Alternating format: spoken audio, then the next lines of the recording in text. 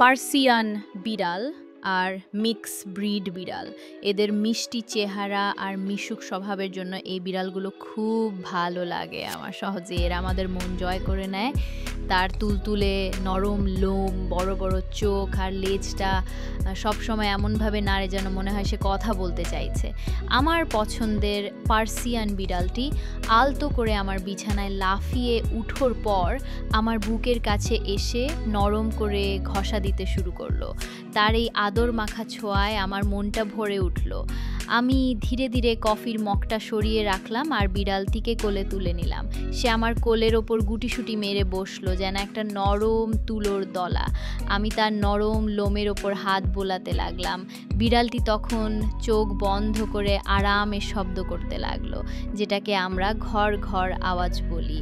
তার এই ঘর ঘর শব্দটা আমার কানে এক মধুর সুরের মতো বাজছিল। বিড়ালটি আমার দিকে তাকালো, তার বড় বড় চোখগুলো যেন আমার প্রতি অগাধ ভালোবাসা আর বিশ্বাসে ভরা। আমি তার মাথায় আলতো করে চুমু খেলাম। সে তখন আমার কাপড় খামচে ধরে যেন বলতে চাইলো, আর একটু আদর করো। আমি তার নরম তুলতুলে গালে আদর করতে লাগলাম আর সে আমার কোলের ওপর বসেই ঘুমিয়ে পড়লো।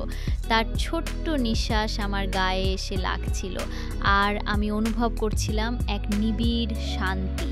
এই ছোট্ট প্রাণীটা আমার জীবনে যেন এক টুকরো মেঘ, যা সব দুঃখ ভুলিয়ে দেয়। সে শুধু একটি বিড়াল নয়, সে আমার পরিবারের একজন সদস্য, আমার সবচেয়ে ভালো বন্ধু। এই সুন্দর সকালে বিড়ালটিকে কোলে নিয়ে বসে থাকতে থাকতে আমার মনে হলো জীবনের ছোট ছোট মুহূর্তগুলোই আসলে সবচেয়ে মূল্যবান।